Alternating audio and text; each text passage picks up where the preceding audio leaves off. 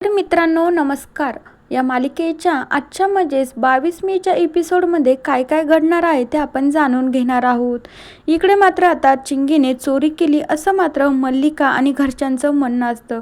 पण चिंगी सगळ्यांना सांगू लागते की मी चोरी नाही केली, पण तिला अंशुमनचं नाव देखील घेता येत नसतं. अंशुमनने तिला सांगितलेलं असतं की माझं ना तुझ्यावर खूप प्रेम आहे, पण आता ना मी तुला ही सोन्याची चैन दिली ना ते तू घरात कुणालाही सांगू नको. जर मी हे सगळ्यांना सांगितलं की मी चिंगीला चैन दिली तर अनेक प्रश्न मला विचारतील की मग तुमचं नातं काय आहे, तू तिला चैन का दिली आणि ही चैन तर समरची आहे, तू तिला का दिली, असे सगळं प्रश्न मला विचारते. मी काय उत्तर देऊ तुम्हाला सांग ना. त्याच्यापेक्षा तू सांगून टाक ना की तूच चोरी केली आहे म्हणून. त्यानंतर आता घरातले सगळेजण म्हणतात अंशुमन तर चिंगीला साईडला घेऊन जाऊन हे सगळं बोलत असतो. तर आता थोडाफार तरी स्वानंदीला डाऊट येतो की हा अंशुमन चिंगीला घेऊन तिकडे का गेला आणि काय ना म्हणून. सगळेजण हॉलमध्ये असतात, अर्पिता, मल्लिका, आजी, समर आणि मग चिंगी लगेच तिथे येते. अंशुमन देखील असतो. चिंगी म्हणू लागतो की 1 मिनिट थांबा, मी तुम्हाला ना जे काही खरं आहे ना ते सांगून टाकते की खरं तर ना चोरी मीच केली आहे, माझं खरंच चुकलं, मला माफ करा, पण मी परत असं कधीच करणार नाही, एवढी वेळेस मला तुम्ही माफ करा. आता तेवढ्या वेळामध्ये घरच्या सगळ्यांना धक्का बसतो. तर आता तेवढ्या वेळात मल्लिका म्हणू लागते बघा ऐकलं ना, माझ्या बोलण्यावर तर कोणी विश्वास ठेवतच नव्हतं, पण मी ना नेहमी पण खरं बोलते, पण तुमचा ना माझ्यावर अजिबात विश्वास नाही. या मोलकरणीवर विश्वास होता पण माझ्यावर नाही. आता झालं ना, तिच्याच तोंडून तिनं सत्य खरं खरं सांगितलं आहे ना. त्यानंतर आता समर म्हणू लागतो मला तर विश्वास बसत नाही की चिंगी चोरी करू शकते, म्हणून काहीतरी प्रॉब्लेम दिसतोय. तर मात्र इकडं स्वानंदी देखील तसंच म्हणते की मला विश्वासच नाही की चिंगी चोरी करेन म्हणून. चिंगी म्हणू लागते हो मीच चोरी केली आहे, मी आता माझ्या स्वतःच्या तोंडावून सांगते ना, अजून काय सांगू तुम्हाला. अंशुमन तर शांत बसतो, फक्त चिंगीकडे बघत असतो. आता तेवढ्या वेळामध्ये मल्लिका म्हणू लागते आता हिनं ना बाकीचं काही चोरल्यापेक्षा ना हिला लगेच तुम्ही पोलिसांच्या हवाले करून द्या. आता समर म्हणू लागतो नाही काकू, हे सगळं करण्याची काहीच गरज नाही. चिंगीने आपल्या घरात पहिलीच वेळ चोरी केली ना, तिची पहिलीच चूक आहे, कारण की पहिली चूक प्रत्येकाला माफ असती. त्यानंतर आता अंशुमनने पण तसंच केलं होतं, तर अंशुमनला देखील मी माफ केलंच होतं ना. तर मल्लिका म्हणू लागते अरे समर तू का वेडा झालास का, अंशुमन या घरातला मुलगा आहे आणि ही कोण मोल करीन. त्यानंतर समर म्हणू लागतो हे बघ काकू, माझ्यासाठी ना घरातले स्टाफ आणि फॅमिली मेंबर सगळे एकच आहेत, त्याच्यामुळे ना मला आता जास्तीचं काहीच बोलायचं नाही. तर मल्लिका तरी पण बोलू लागते. तर आजी म्हणू लागता की हे बघ मल्लिका, आता समरनं सांगितलं आहे ना की आता कुणीच्या विषयावर बोलणार नाही, मग तू शांत बस. अर्पिता, मल्लिका आणि अंशुमन रागारागातच त्यांच्या रूममध्ये निघून जातात. तर दुसरीकडे आता समरने सांगितलेलं असतं की तुम्ही चिंगीशी बोलून घ्या म्हणून. तर आता चिंगीला स्वानंदी बोलू लागते, म्हणू लागते चिंगी खरं खरं सांग, तू चोरी केली का बरं. आता तेवढ्या वेळामध्ये चिंगी म्हणते हो हो स्वानंदी वहिनी, मी चोरी केली बरं का, पण मी याच्यापुढे मी असं करणार नाही. तरीही मात्र इतकं विचारल्याच्या नंतर देखील चिंगी मात्र अंशुमनचं नाव सांगतच नसते.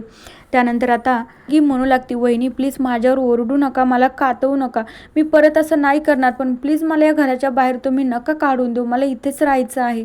तर आता स्वानंदी म्हणू लागते अगं चिंगी, मी तुझ्यावर ओरडत नाही, मी तुझ्याशी नॉर्मली बोलते, मी तुला विचारते, मी तुला समजून सांगते की तू चोरी खरंच केली आहे का, कुणाच्या दबावाखाली येऊन तू हे सगळं बोलत आहे. तर चिंगी म्हणू लागते नाही स्वानंदी वहिनी, मी खरं सांगते, मी चोरी केली आहे. आता त्यानंतर मात्र चिंगी लगेच तिच्या रूममध्ये निघून जाते, खूप रडत असते. तर दुसरीकडे आता स्वानंदीला तिच्या आईचा फोन येतो. स्वानंदीला तिची आई म्हणू लागते काय गं स्वानंदी, मला ना तुझी ती लग्नातली साडी हवी आहे. तर स्वानंदी म्हणू लागते का गं आई, माझी साडी तुला कशासाठी हवी. एवढ्या वेळामध्ये लगेच स्वानंदीची आई म्हणजे मंदाकिनी म्हणू लागते अगं स्वानंदी तुला काय वाटतं, मला काय ती साडी घालून बसायचं नाही आहे, तुला माहिती आहे ना मला ती साडी कशाला हवी आणि त्याच्यासोबत काही दागिने पण मला दे. स्वानंदी म्हणू लागते अगं आई कशाला दागिने वगैरे, कुठं हरवेल काही होईल असं तसं सांगू लागते. तर स्वानंदीची आई म्हणू लागते कसं जरा तुमचे दागिने तुझी साडी जर असली ना तर थोडंसं माणूस मोठ्या स्टेटसचं दिसतं, मोठं वाटतं, जरा मोठ्या स्टेटसचा माणूस दिसतं ना, मला त्याच्यानं हवे आहेत. त्यानंतर आता स्वानंदी म्हणू लागते हो आई मी देते पाठवून. त्यानंतर मल्लिका फोन कट करून टाकते.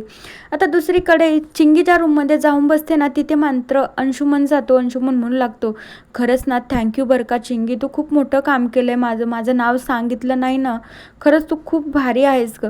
त्यानंतर चिंगी म्हणू लागते अहो साहेब मी तुम्हाला सांगते ना की तुम्ही सांगून टाकायचं की जे खरं आहे ना ते कळू द्यायचं की त्यांना, आपण किती दिवस असं लपून राहणार आहोत.